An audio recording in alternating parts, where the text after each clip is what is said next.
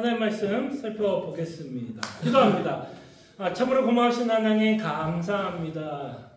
주님께서 베푸신 구원으로 또 예배하게 하여 주시고 또 식사 교제와 또 하나님의 말씀을 저희들이 또 고민하고 또 기도하는 시간 가지려고 합니다. 주께서 이 시간 함께 하시고 저희들이 함께 고민할 수 있는 귀한 시간이 되게 하여 주시옵소서. 이 시간 우리와 함께 하시는 하나님께 감사하고 예수님의 이름으로 기도합니다. 아멘. 오늘은 조금 이 토픽에 대해서 좀 이야기를 했으면 좋겠습니다. 교회 성장. 그래서 과연 교회 성장에 대해서 우리는 어떤 생각을 갖고 있고 어떻게 생각을 해야 될지에 대해서 저희들이 좀 생각해 보는 시간을 가지려고 합니다. 사실 뭐 이 방이 좀 덥다고 해서 이제 본당에서도 하자고 하는 이야기가 좀 있었는데 제가 사실 좀 이렇게 이 작은 방에서 하고 싶었던 건 오늘 보시면 알겠지만 좀 여러분들과 함께 좀 질문도 하고 또 여러분들의 또 생각도 한번 들어보고 좀 그러고 싶어서 이 작은 방에서 모이고 싶었어요. 그래서 본당에 있으면 너무 이렇게 퍼져 있어서 이렇게 퍼져 앉게 되면 좀 지리하고 이렇게 하는 게 좀 쉽지 않을 것 같아서 조금 덥지만 이렇게 좀 이 방에서 하려고 하는 것입니다. 자, 우리 한번 몇 가지 질문을 가지고 여러분들과 함께 좀 생각을 해보도록 하겠습니다. 자, 교회는 어떤 문화를 가지고 있어야 할까요? 교회는 어떤 문화를 좀 가지고 있으면 좋을까요, 여러분? 교회는 어떤 문화? 교회가 가져야 될 문화. 자, 그때 교회가 가져야 될 문화는 우리가 믿고 있는 어떤 복음에 의해서 또는 우리가 믿고 있는 말씀에 근거한 문화가 있어야 될 거라고 저는 생각을 합니다. 그래서 우리가 문화를 좀 정리한다면 우리가 이렇게도 생각했죠. 문화는 사람들이 살아가는 방식. 그죠? 사람들이 살아가는 방식. 그러면 이 방식대로 살아가기 위해서는 사람들이 어떠한 생각을 갖고 있다는 거고 그 생각이 공유되고 서로 공감할 때 그 생각대로 우리는 살아가게 된다라는 것입니다. 그래서 문화를 좀 정리해 보자면 문화는 사람들이 살아가는 방식. 그렇다면 교회 문화라고 이야기를 하면 교회도 사람들이 모여있기 때문에 거기에는 뭐가 있어야 돼요? 살아가는 방식이 있어야 된다는 거죠. 우리가 어떤 같은 생각을 갖고 있어야 되고 그 생각 가운데 우리는 그 생각을 서로 공유하고 공감하면서 함께 어떤 방법과 방식을 함께 세워가야 한다는 것입니다.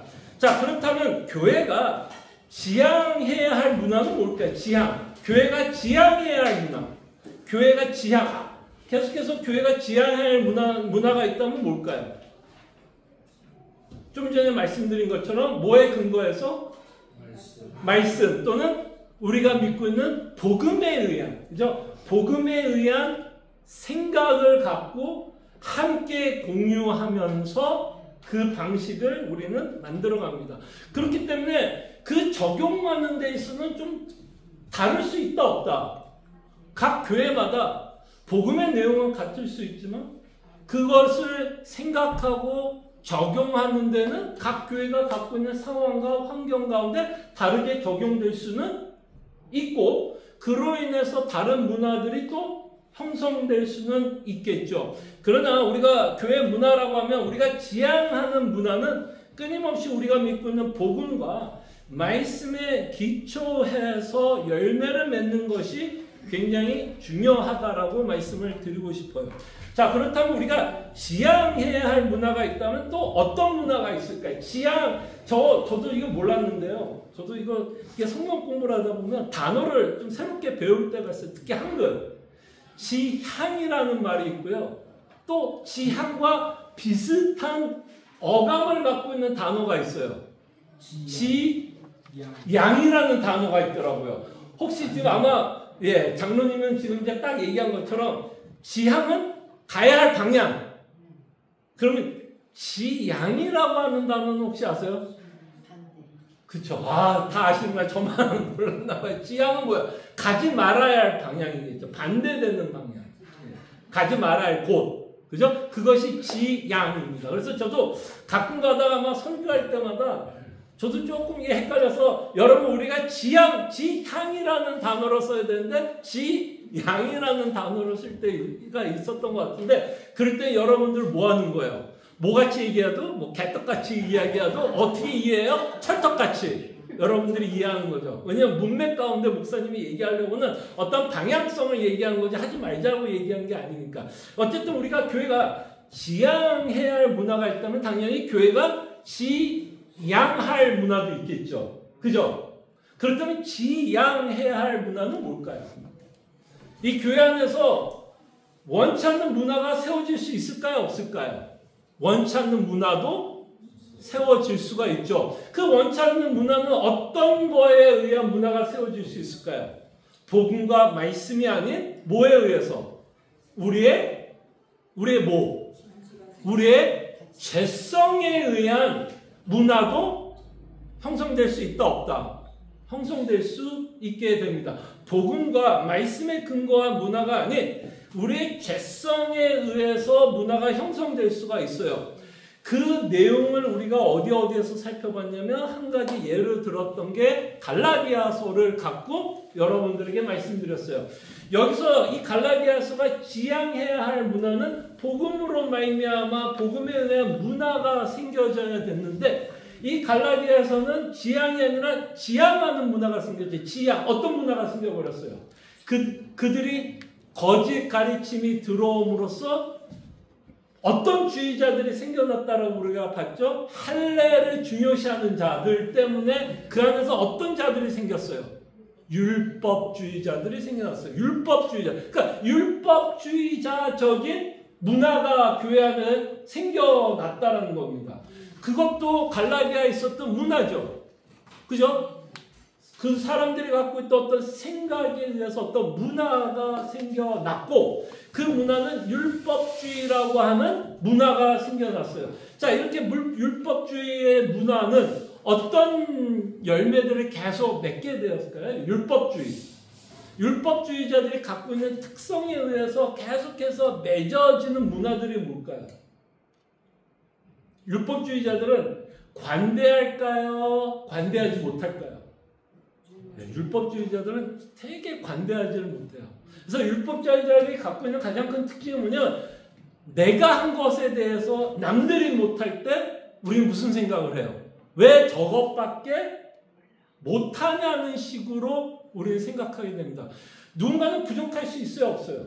부족할 수 있는데 그 부족함을 좀 공감해주고 그 연약함을 좀 이해해주고 공감해주려기보다는 자신이 잘하고 있다고 생각하기 때문에 남들을 향한 긍휼함과 오래 참음을 잊어버리게 된다는 겁니다. 자, 그러면 그런 율법주의자들에 의해서 문화가 교회 안에 형성이 되면 그 교회는 어떨 것 같아요, 여러분?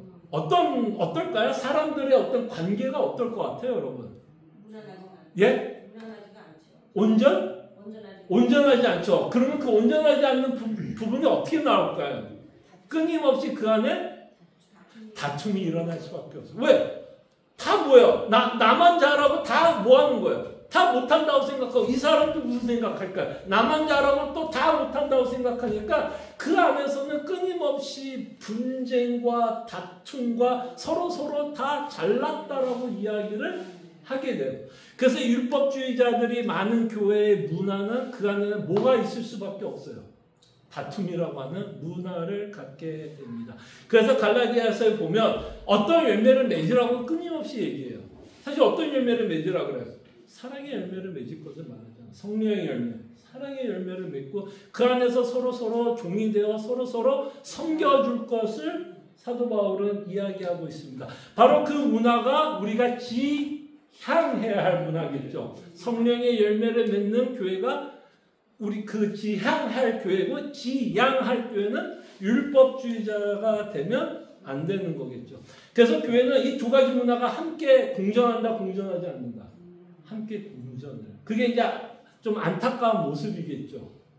복음으로 인해서 세워지는 문화도 있지만 여전히 우리의 죄성 때문에 나타나는 문화들이 있게 됩니다.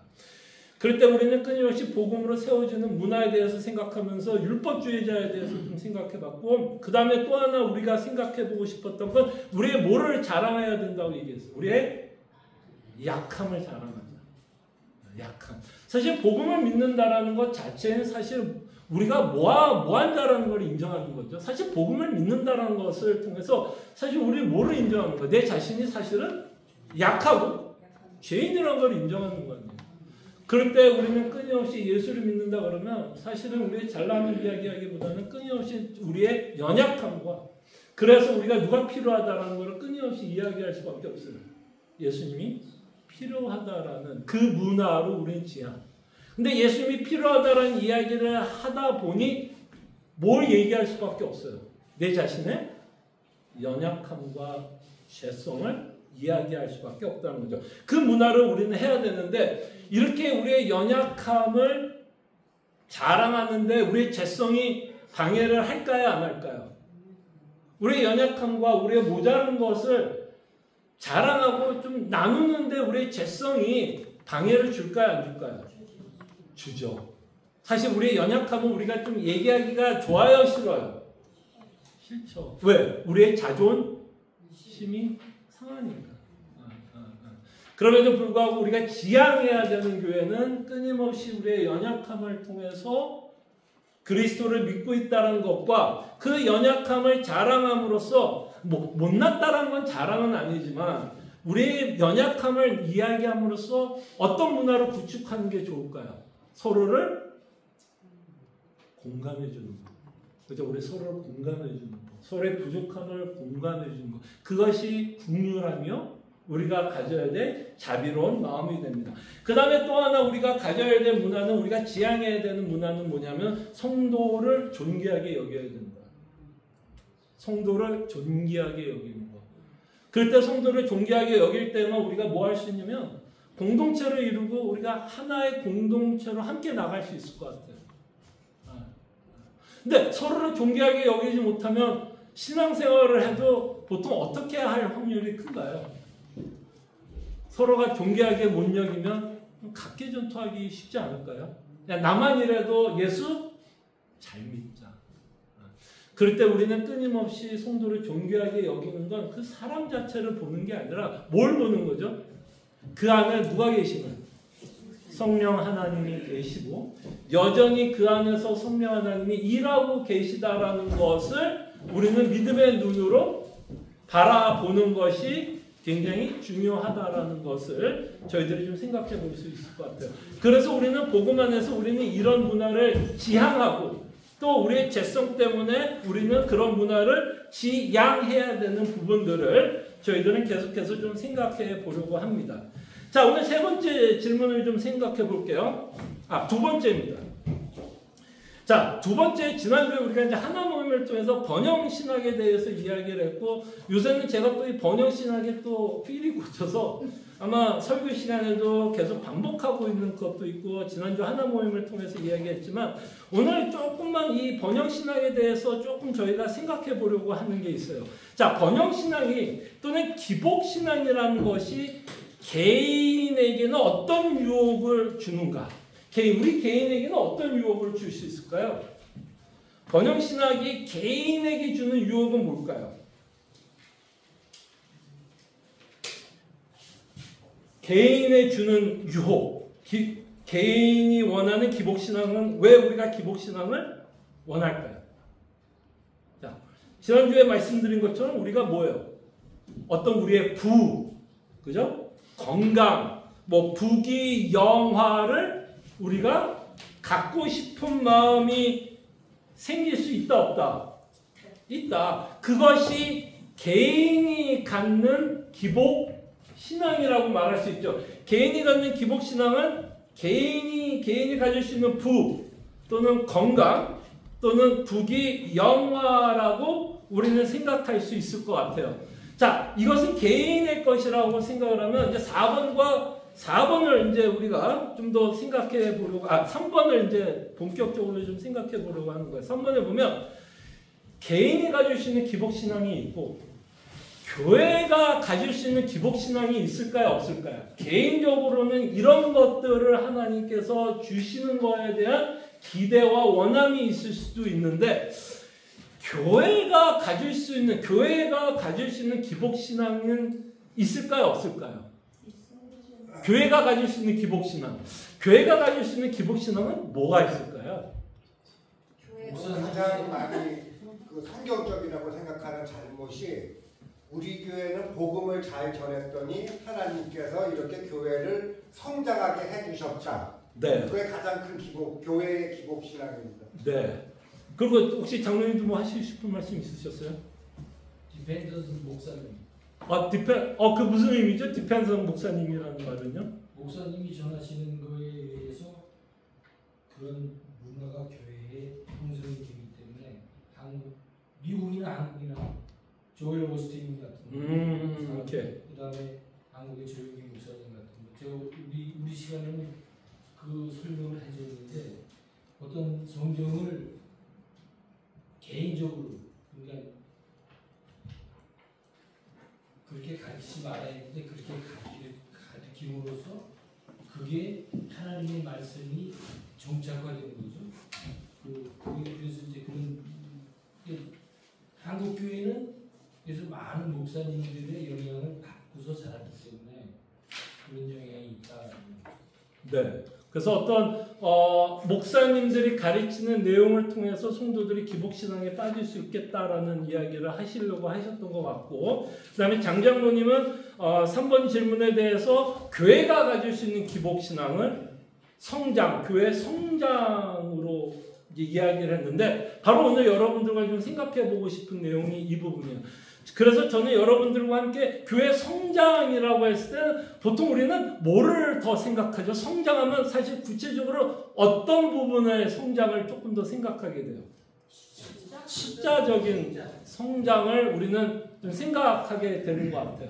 그래서 교회 안에서 아까 말한 것처럼 개인이 갖는 기복은 뭐 부명예, 건강, 부귀영화일 수도 있지만 교회가 가질 수 있는 기복은 교회 숫자에 대한 성장이 기복이 될 수도 있겠다라는 생각을 하게 됩니다. 그래서 과연 교회 성장과 교회 숫자의 관계, 과연 우리는 이런 문제들 앞에서 어떤 문화를 갖고 있어야 될까? 교회 숫자의 증가에 대해서 우리는 어떤 문화, 어떤 부분은 우리가 지양해야 될 부분이 있겠고 어떤 부분은 또 지양해야 될 부분도 있을 것입니다.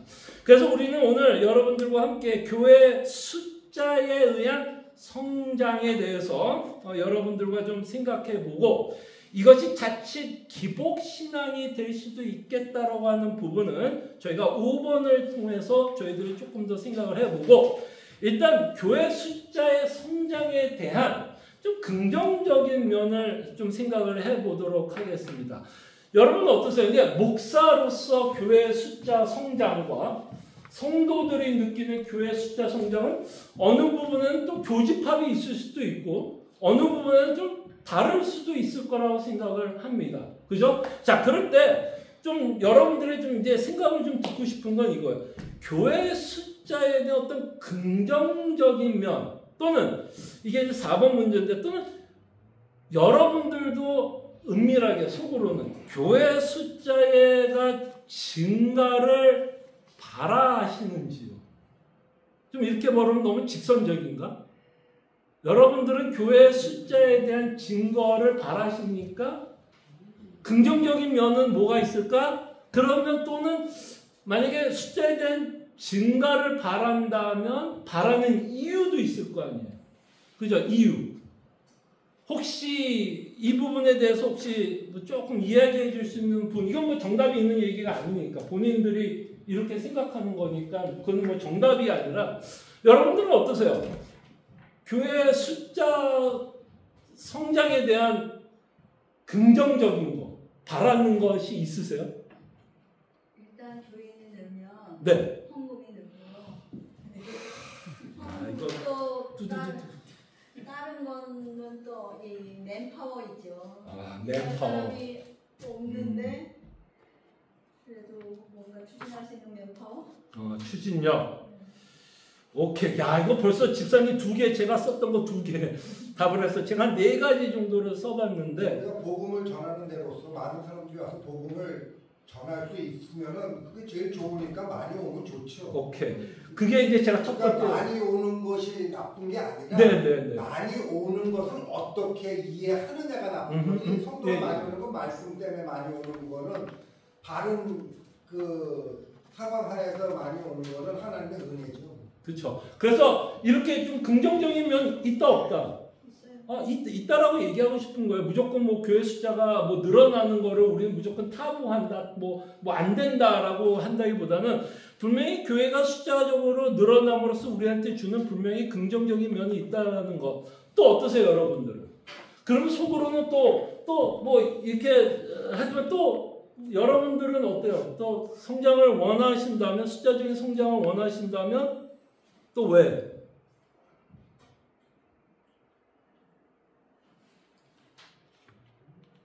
다요? 이 정도가? 이 정도가 대충 교회가 숫자 증가에 대한 좀 긍정적인 생각이 여기 지금 두 분이 이야기했던 내용에 거의 포함이 되는 것 같아요. 남의 과시죠, 남에 대한 과시. 과시. 그거는 이제 아마 그림자 이제 그게 이제 두 번째로 이제 얘기하고 싶은 부분이 이제 그 부분일 것 같은데, 그거는 이제 우리가 조금 있다가 이제 질문 마지막 부분에 대해서 우리가 얘기할 수 있는 부분일 것 같고, 또 긍정적인 거 다 나온 것 같아요? 어떤 리밋이 뭐야?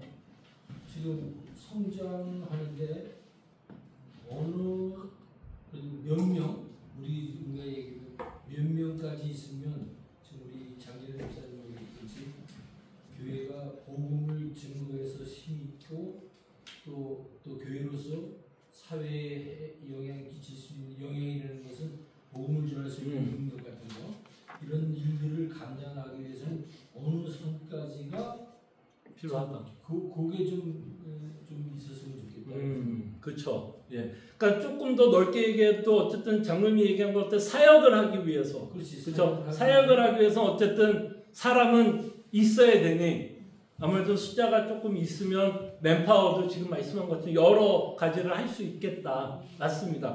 그러면 대충 지금 나왔던 내용을 좀 정리하자면 다 맞는 말 같아요. 하나는 복음 전파의 사명을 완수하고 있는 모습. 어쨌든 장장로님이 말씀하신 것처럼 어쨌든 복음을 들을 수 있는 기회가 있어 사람들이 교회에 오는 건 나쁘지 않는 게 아니라 그거는 오픈해야죠, 당연히. 복음을 듣기 위해서, 그죠? 말씀을 듣기 위해서 사람이 늘어나는 거는 굉장히 긍정적이라고도 말할 수 있고, 두 번째로 지금 장 집사님 말씀한 것처럼 재정적 안정.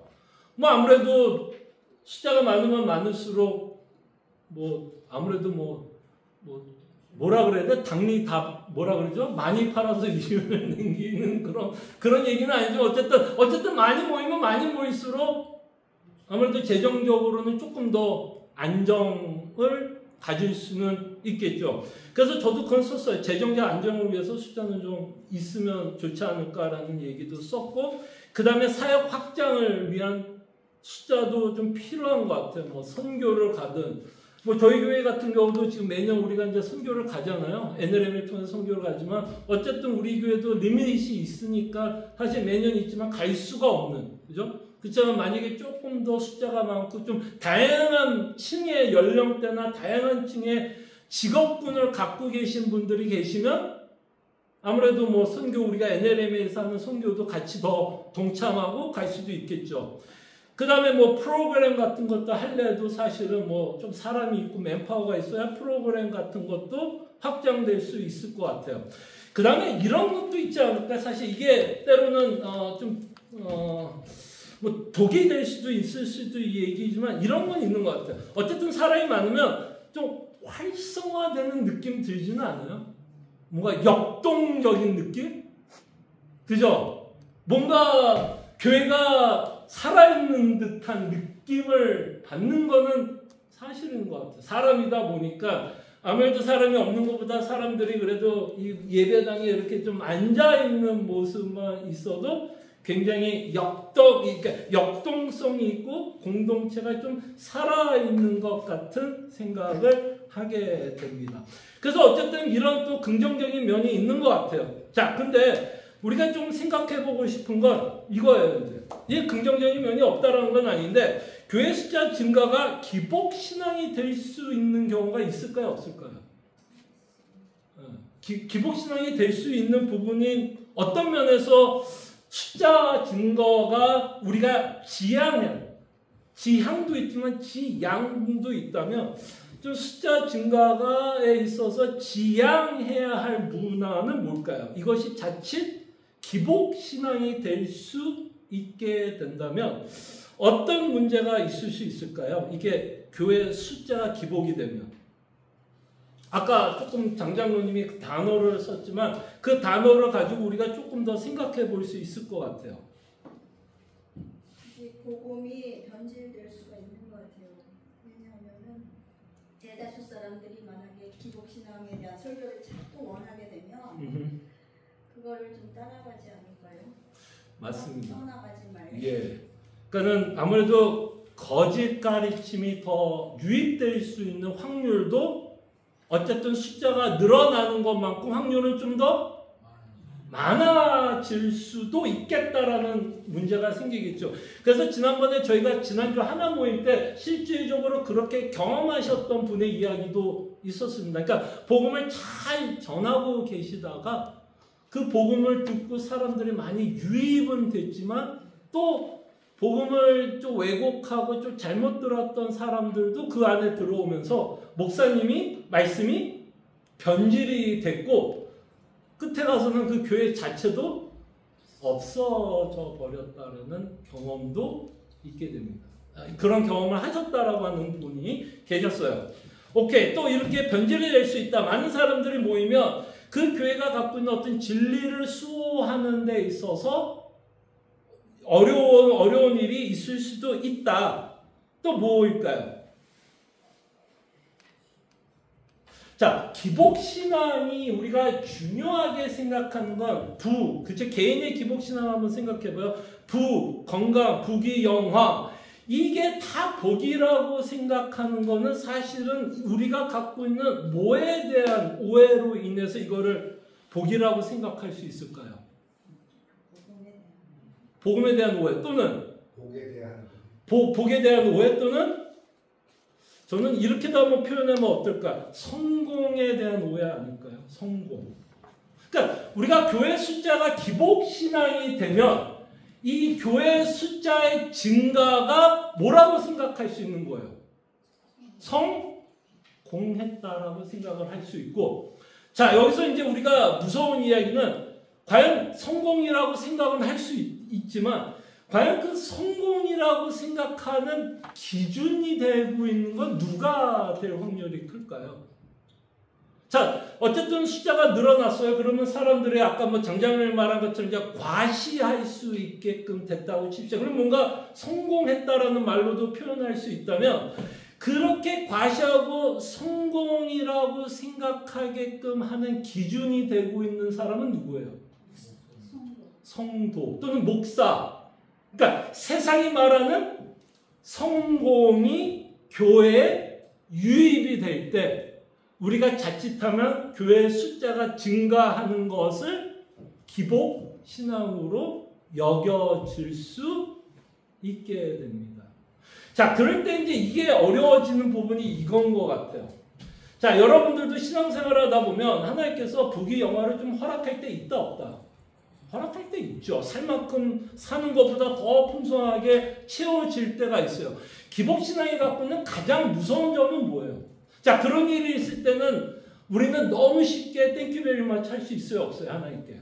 내가 원하는 것을 하나님께서 해주셨기 때문에 하나님께 대한 감사하는 건 이럴 때는 사실 되게 이것도 사실 우리의 죄성 때문에 얼마나 어려울지 모르겠지만 그냥 조금 더 쉬워요. 제가 보기엔 좀 쉬운 것 같아요. 근데 이제 문제가 언제 생기는 거죠? 이 기복신앙이 어떤 성공에 의해서 하나님께 감사하는 훈련이 되면 그렇게만 하나님께 감사하는 훈련이 되면 문제가 언제 생겨요? 문제가 언제 생겨요? 고난이 있을 때 답이 없어져요. 자, 그렇게 되면 자, 이렇게 만약에 성공이 하나님께서 이 교회와 함께하는 것이 교회 숫자가 증가하는 거고 그것이 하나님께서 바라는 것이라면 문제는 언제 생길까요? 숫자가 증가하면 문제가 있어요, 없어요? 그럼 모두가 하나님이 함께 있고 하나님 은혜 주셨고 하나님이 섭리하셨다라는 말을 우리가 조금 더 쉽게 얘기할 수 있을 것 같아요. 그게 맞는지 틀린지 모르겠지만 어쨌든 우리 고백 자체는 조금 더 쉬울 것 같아요. 근데 이제 하다 보면 교회가 이제 성장하다, 숫자로 성장하다가 뭐 어쨌든 교회 어떤 일로 인해서 숫자가 줄어들 수 있다, 없다. 줄어들 수가 있을 때 어떤 생각을 할 수 있을까요? 성공의 반대말? 실패한 것은 아닐까. 그러면 이제 우리가 생각해 보아야 될 것은, 물론 이제 숫자가 왜 줄어들었는지에 대한 생각은 우리가 이제 고민을 해봐야겠지만, 만약에 교회 성장을, 교회 숫자적인 성공을 기복신앙적으로 생각을 하게 되면, 숫자가 떨어졌을 때는 굉장한 교회 안에 굉장히 뭐가 생길 수 있을까요? 굉장히 큰 타격을 줄 수 있다는 얘기예요. 그것이 성도들에게 실패로 다가올 수도 있고, 그 일이 목사에게도 뭐 어떻게 다가올 수 있을까요?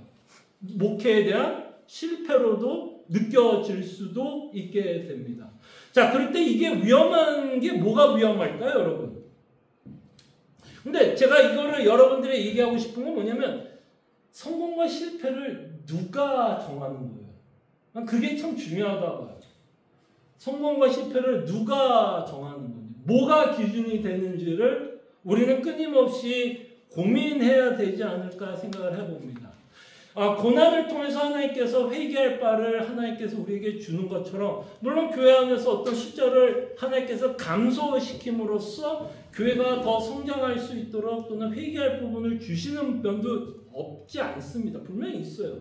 그러나 우리가 기복주의적인 생각으로 숫자를 연연하고 생각해 보면 그냥 숫자가 줄어들었다 그러면 우리는 뭐 했다라고 생각할 수 있어요. 실패했다. 또는 아까 말한 것처럼 내가 신앙생활 잘하다가 고난을 당하게 되면, 기복신앙을 갖고 계신 분들은 어떤 유혹에 빠지게 될까요? 실패를 했어요. 사업하다가 사업이 잘 안 됐어요. 그럼 기복신앙을 갖고 있는 자들은 어떤 생각을 하게 돼요? 내가 지금 믿음이 안 좋은가 보다. 또는 하나님이 나와 함께하고 있지 않는가라는 굉장히 극단적인 생각을 할 수 있게 됩니다. 그래서 우리가 숫자의 증가가 혹시 누군가에게 과시하기 위해서, 또는 우리 교회가 대단하다는 것을 보여주기 위해서, 또는 성공했다는 것을 과시하기 위해서 우리가 숫자 증가를 원한다면 거기에는 문제가 있을 수 있게 된다는 거죠. 자, 이렇게 숫자 증거를 기복신앙적인 마음을 갖게 되면 이런 게 생기는 거예요. 목사 안에서도 참 이거 창피하게 얘기를 할게요. 목사도 사실은 뭐 이건 저 얘기도 포함돼요. 숫자에 당연히 자유하지 못합니다. 아까 말한 것처럼 기복신앙에도 뭐 저도 자유하지 못해요. 그런 것처럼 숫자도 자유하지 못합니다. 근데 이게 목사들끼리도 앉으면 사실 뭐 물어보는지 알아요? 뭘 물어볼까요? 교회 몇 명이냐고도 서로 물어보고, 서로 몇 명인 거를 가지고도 그 안에서도 서로를 저울질을 하더라고요. 그리고 이거 되게 웃긴 게, 이거 어디 가서 제가 얘기했다는 얘기하지 마세요. 이 목사도요, 뭐가 있냐면 유유상종이 돼요. 유유상종. 어떻게 유유상종 되는지 알아요? 숫자대로 유유상종이 돼요. 숫자대로. 근데 이게 꼭 나쁜 의미도 있을 수 있어요. 근데 왜 또 긍정적인 면에서의 유유상종이 될 수밖에 없는 이유는 뭐냐면, 큰 교회가 갖고 있는 고민과 작은 교회가 갖고 있는 고민은 다를 수밖에 없기 때문이에요. 그러다 보니까 큰 교회 목사를 작은 교회 목사가 만나면 서로 대화가 될까요, 안 될까요? 여기는 나는 주일학교가 있네 없네를 고민하는데 여기는 뭘 고민할까요? 주일학교는 당연히 있는 건데 교육자를 뽑느냐 못 뽑느냐를 고민하고 있어서 서로 앉아서 이야기를 하면 서로 공감대가 있을까요, 없을까요? 공감대를 형성하기가 쉽지가 않습니다. 어쨌든 그렇게 해서도 유유상종이 생기고, 나쁘게는 그 안에서도 서로가 어쨌든 숫자에 의해서 좀 저울질도 되고 서로가 숫자를 가지고 저 사람이 목회를 잘했네 못했네를 생각하게 되고 또 어떤 자가 목회를 하다가 문을 닫을 경우가 있을까요? 없을까요? 있어요. 요새는 더 많아요. 코로나 이후에는. 근데 그러면 그냥 섭리 가운데 문 닫을 수도 있겠다라고 생각하면 되는데 목사 안에서도 저렇게 문을 닫으면 무슨 생각을 할까요? 뭔가 저 사람이 저 목사가 뭔가를 잘못해서 뭔가 실패한 것처럼 생각하는 경우를 보게 됩니다. 제가 이 얘기를 왜 하냐면 이렇게 숫자가 기복신앙이 될 때는 뭐가 생기냐면 비교의식이 생기게 되는 것 같아요. 다른 교회와 비교하면서 저 교회는 저런 것 같은데 왜 우리 교회는 이것밖에 안 되지라고 하는 뭐가 생길 수 있을까요? 불평과 불만이 우리 안에 생길 수 있게 됩니다. 그래서 비교의식 또는 경쟁 심리도 생기게 되는 것 같아요. 이건 좀 전에 목사들 안에서 있는 얘기지만 성도들도 좀 그런가요? 그래요? 성도들도 교인들 이렇게 다른 교회들 다니는 성도들 만나면 우리 교회는 40명인데 이 교회는 100명이면 서로 약간 경쟁의식이 있나요? 그걸로도 성도들 안에서도 좀 저울질을 하나요? 하세요? 누가 했어요?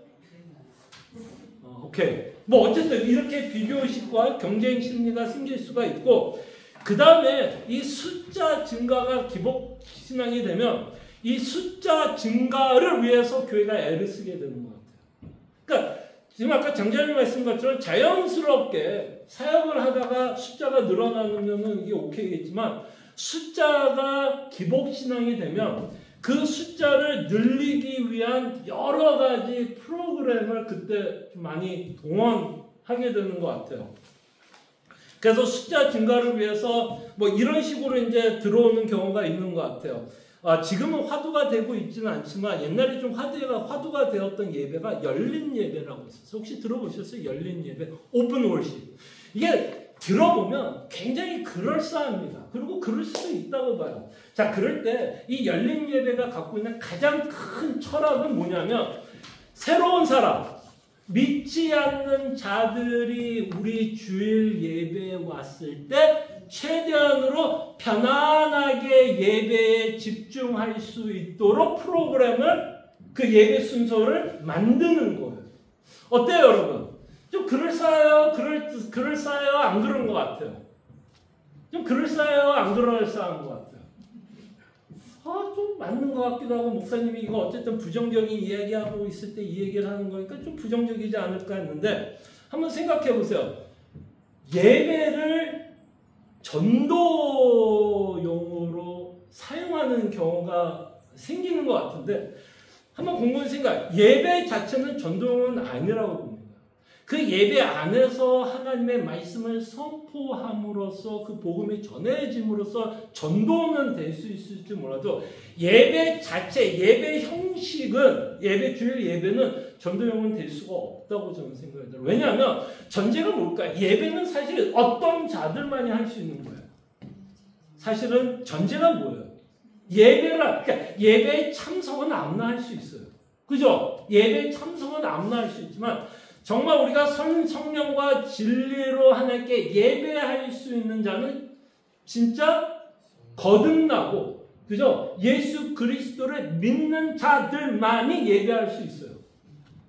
그런데 그 예배를 믿지 않는 자들을 편안하게 해준다고 예배 형식을 바꾼다라고 하면, 맞춰준다고 하면 사실 주인이 바뀐 걸까요? 안 바뀐 걸까요? 저는 주인이 바뀌었다고 생각합니다. 예배의 주인은 언제 누구여야 되죠? 하나님이지 전도 대상은 아닌 거예요. 그 자가 와서 말씀을 듣고 회개할 기회가 있는 거랑 그 사람에게 맞춰서 예배 형식을 만든다는 거는 저는 아니라고 봐요.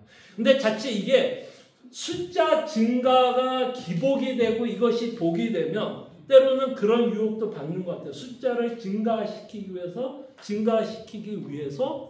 형식도 바꿔가면서 믿지 않는 자들을 조금 더 편안하게 예배할 수 있도록도 하게 하는 것 같아요. 그래서 숫자에 대한 기복이 될 때 이것이 하나님께서 주시는 복이라고 생각할 때 좀 여러 가지 좀 문제점들이 생겨나고 있는 것을 보게 됩니다. 자, 그러면 이제 긍정적으로 한 가지만 말씀을 드리면 좀 우리 교회가 좀 추구하려고 하는 교회 성장은 뭘까요?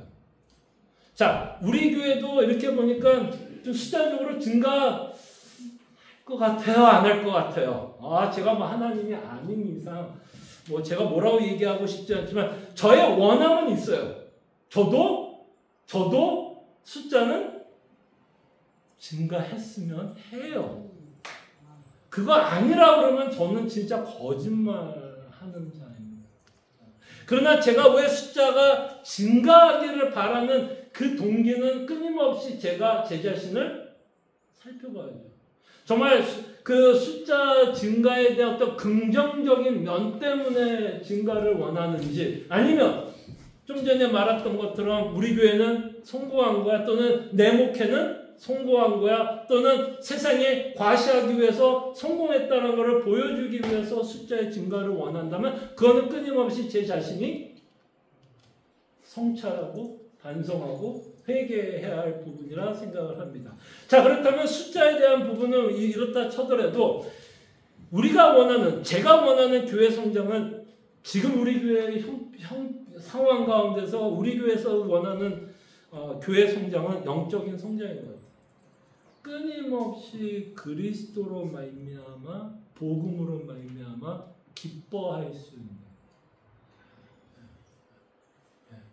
끊임없이 그리스도로 말미암아 복음으로 말미암아 영적으로 성숙하고 말씀과 기도의 깊이가 있고 사랑과 섬김이 넘치는 공동체.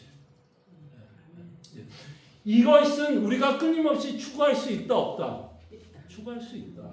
뭐 숫자적인 면은 우리가 뭐 장담할 수 있을지는 몰라도 적어도 우리 교회 안에서 우리 안에 있는 성도들과 함께 그리스도 안에서 성숙하고 성령의 열매를 맺기 위해서 애쓰고 말씀과 기도에 깊이 있게 함께 쉐어링하고 사랑과 섬김이 넘치는 공동체로 저희들은 계속해서 성장해 나갈 수 있을 거라 생각을 합니다. 자, 마지막 핸드아웃에 보면 제가 이것만 이야기를 할게요. 맨 마지막에 보면 충성은 결과보다는 무엇을 더 중요시합니다. 여러분, 성경에 보면 하나님이 우리에게 요구한 건 충성이에요. 충성. 그죠? 충성. 그럴 때 우리는 충성을 뭐하고 끊임없이 연결을 시키면서 충성했네, 안 했나를 생각하게 되죠.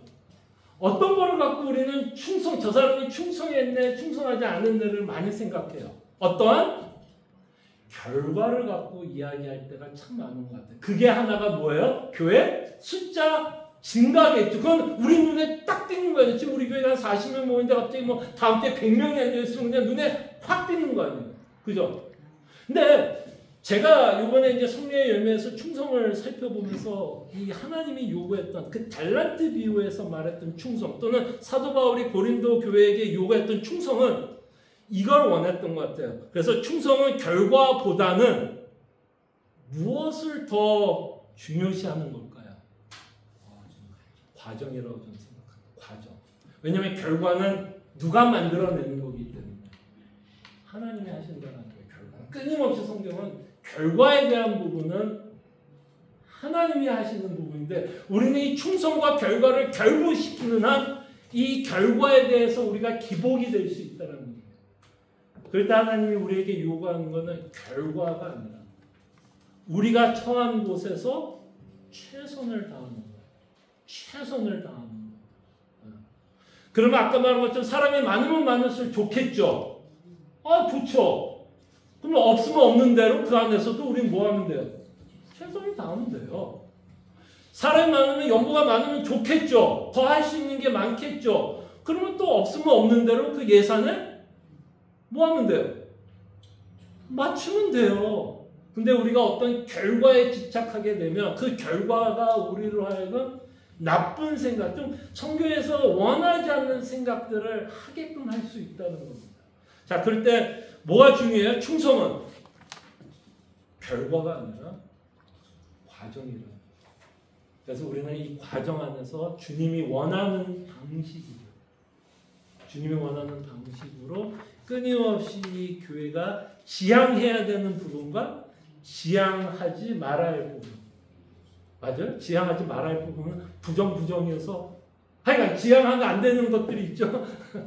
그러지 않도록 우리는 애써야 한다는 것을 좀 기억해 주시기를 바라고, 정말 복음 안에서 정말 성장해 가는 귀한 교회가 되었으면 합니다. 기도하죠. 번영신앙에 대한 위험성에 대해서도 우리가 생각했지만 교회 숫자도 우리를 때로는 유혹하게 하고 우리의 믿음을 흔들리게 할 때도 있는 것 같아요. 그럴 때 이 교회 숫자 증가에 대해서 바르게 생각할 수 있도록 분별할 수 있는 믿음 달라라고 저희들이 한번 같이 기도하고, 충성을 요구할 때 과정을 하나님은 보신다는 걸 끊임없이 잊지 않고 기도했으면 합니다. 잠깐 기도하죠. 기도하겠습니다.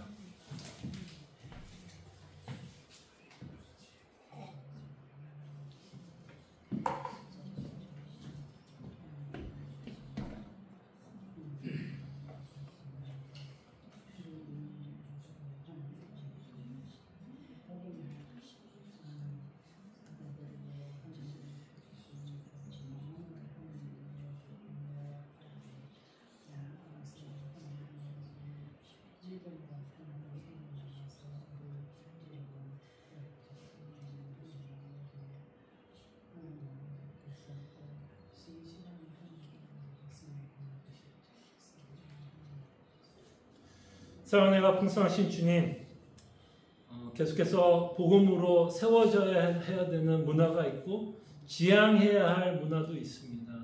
주님, 정말 우리가 이 땅에 살아가기 때문에 성공이라는 이 우상에 우리가 속고 생활할 때도 많고, 그 성공의 개념이 교회 안에 들어와서 어떤 숫자 증가에 의해서 우리가 평가할 때도 있습니다. 주님, 그럴 때 과연 숫자 증가에 대해서 우리가 어떤 생각을 해야 할지, 긍정적으로 생각할 부분은 무엇이고 또 우리가 지향해야 할 부분은 어떤 부분이 있는지를 분별할 수 있도록 주님 지혜 주시사, 참으로 하나님께서 우리에게 충성을 요구할 때 결과를 요구하는 것이 아니라 과정을 요구하고 있다는 것, 끊임없이 주님이 원하는 방식으로 우리가 함께 신앙생활하고 문화를 세워나갈 수 있는 교회가 되게 하여 주시옵소서.